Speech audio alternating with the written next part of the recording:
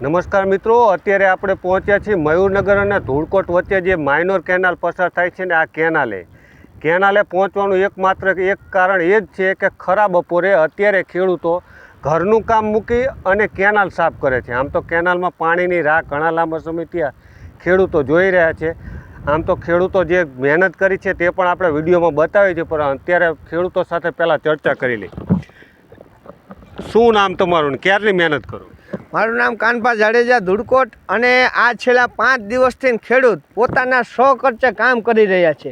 અને અત્યારે આ મયુરનગર 22D માઇનોર કહેવાય અને અમારે 23D હરેક માઇનોર કેનાલોમાં ખેડૂતો પોતાની જાતે નર્મદા નિગમને આપણે જઈ રજૂઆત કરી, મૌખિક રજૂઆત. તો જે રીતે આ એજ્યુકેટેડ અભણ છે, કાંઈ જાતનું કઈ રીતે કામ કરવું એ ખબર નથી પડતી. હવે બાજુના બાવર કાપી નાખે ને અંદર માટી પડી 2-2 ફૂટ, એ કે અમારે અત્યારે કામમાં નથી લીધું. આવડાને કેવું કઈ રીતે સમજાવવા? પછી ધારાસભ્યની પાસે આપણે ભાજપના હોય કોઈ પાંગઈ 2 વાળા માણા ગામો ગામ, તો એને કહી કે તમે ભાઈ ગામ આખાને ઢળીને લઈ ગયા હતા અહીંયા કણે, એટલે હવે અત્યારે તમે આ બધું કામ કરાવો ને ખેડૂતને વહેલી તકે પાણી અપાવો. તો અમે કઈ રજૂઆતો કરી, લેખિત મૌખિક ઘણી કરી, ખેડૂતો નથી કરતા એવું નહીં. પણ હવે અમારો એક જ 2 દિવસનું અમારું અલ્ટિમેટમ છે કે બ્રાહ્મણી 2માં જો પમ્પિંગ સ્ટેશન બંધ નહીં કરવામાં આવે, 1000 ક્યુસેકના પાણીના જથ્થા ડેમમાં પાણી નહીં મૂકવામાં આવે અને 3 થી 4 દિવસમાં જો પાણી રેગ્યુલર બધા ગામડામાં નહીં આપવામાં આવે તો અમે 10-15 ગામમાં ખેડૂતોને ભેગા કરશું. ભેગા કરીને બ્રાહ્મણી 2 આયોજન કરશું. કારણ કે આવડાને ખબર આયોજન જ નથી ખબર કે કઈ રીતે ખેડૂતોને ટાઈમે પાણી આપવું. હવે વિચારવાની વસ્તુ એ રહી કે હળવદ તાલુકાના ગામડા, બ્રાહ્મણી 2ની આજુબાજુના ગામડા, અહીંયા કણે ખેડૂતોને પીવાનું પાણી નથી મળતું. અને અહીંયાથી ને આપણા જ એરિયામાં ડેમ 200-300 કિલોમીટર દ્વારકા, જામનગર અલગ અલગ જગ્યાએ એવડાય પાણી આપી છે. નકર હકીકતમાં 2017માં GWI પમ્પિંગ સ્ટેશને ખેડૂતોને બાહેધરી આપી હતી, લેખિત બાહેધરી આપી હતી કે જ્યારે 42.50ના ઉપરના લેવલે હશે ત્યારે જ અમે પમ્પિંગ સ્ટેશન આપશું, એના ઉપર નહીં ચલાવી અને ખેડૂતોને પાણી પિયત માટે આપશું, પછી જ ઓલું કરશું. તો એવું કાંઈ માન્ય રાખવામાં આવતું નથી. અત્યારે ધારાસભ્યને સંસદ સભ્યને ખબર છે, જ્યારનું 11 તારીખનું પાણી ડેમમાં પડે છે તેદુના પમ્પિંગ સ્ટેશન ચાલુ છે. અને બીજા નંબરમાં વાત કરવામાં આવે તો આ કેનાલું અમે અધિકારીને એવું કીધું કે તમે જે કોન્ટ્રાક્ટરને કામ આપ્યું ને એ અમે તમતારે કરી દઈ. તમારે વરસાદ આવે ને કામ ઉપાડો છો અને પછી વરસાદ આવે એટલે લબાચા ભરીને વહી જાવ ને તમે સેટિંગ કરીને બધું ઓલું કરી નાખો છો.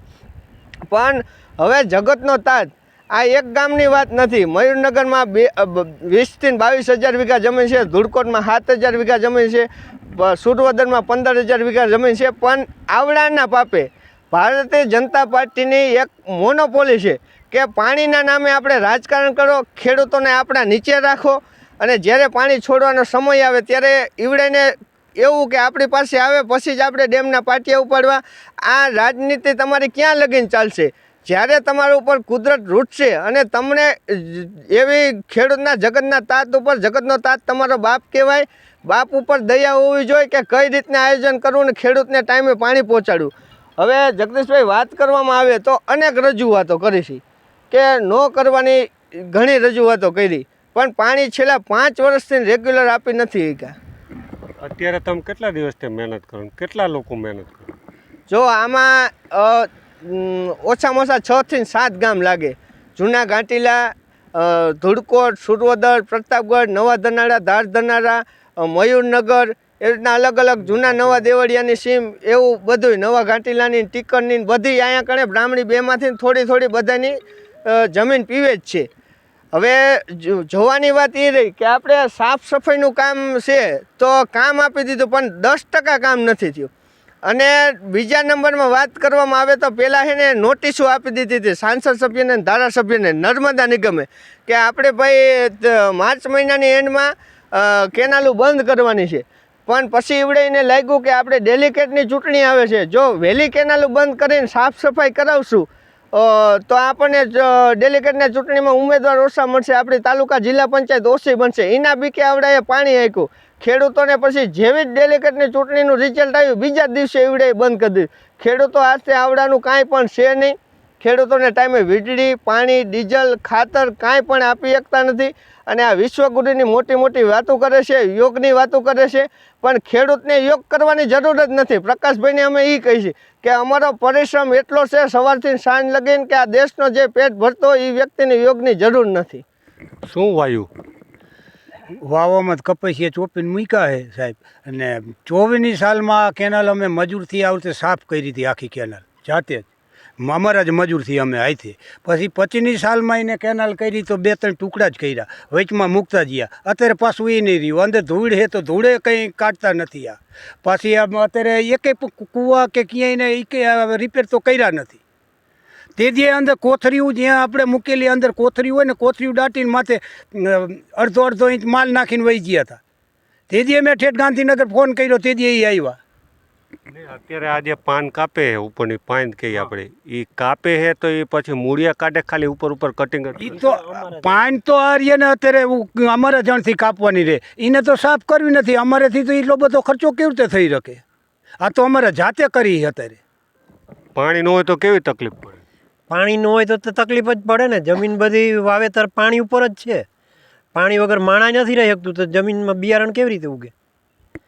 કપાસ ને મગફળી ને બધું વાવીને હા, કપા મગફળી બધું વાવેલું પડ્યું જ. જો પાણી ન આપે તો એ પીવે નહીં. વરસાદ અત્યારે આવતો નથી. વરસાદ આવે, એક વરસાદ આવે તોય પછી પાણી તો જોઈએ જ. બીજું પાણી આવે તો જ એ જમીન બહાર નીકળે. એટલે આમાં હું 4-5 વર્ષ પહેલાં અહીંયા આવ્યો હતો કવરેજ માટે. કેનાલ જર્જરિત હતી બધી. અત્યારે થોડું ઘણું રિપેરિંગ થયું છે, પણ આ કેનાલ વર્ષોથી આ જ રીતે છે કે કંઈ? આ જ રીતે વર્ષો થયા. અમે આજ 5-6 વર્ષ થયા અમે અમારી રીતે જ સાફ કરી. એ તો બસ થોડા ટુકડા કરીને વયા જાય. મજૂરને તો બીજું શું કહી? તો કોન્ટ્રાક્ટ આપેલો હોય, ફોટા પાડી દે એટલે હાલે. કોન્ટ્રાક્ટરને જે કહે એ પ્રમાણે કોન્ટ્રાક્ટ કહે છે કે અમારે આટલી જ મંજૂર થઈ ને આટલી જ કરવાની છે, વધારે નથી કરવાની. આપણને જાણે ન હોય કેટલી મંજૂર થઈ અને શું સાફ થઈ. આપણને તો ખબર ન હોય કેટલી મંજૂર થઈ. અને ખેડૂત આ કેનાલ સાફ સફાઈ થાય કેવી થાય?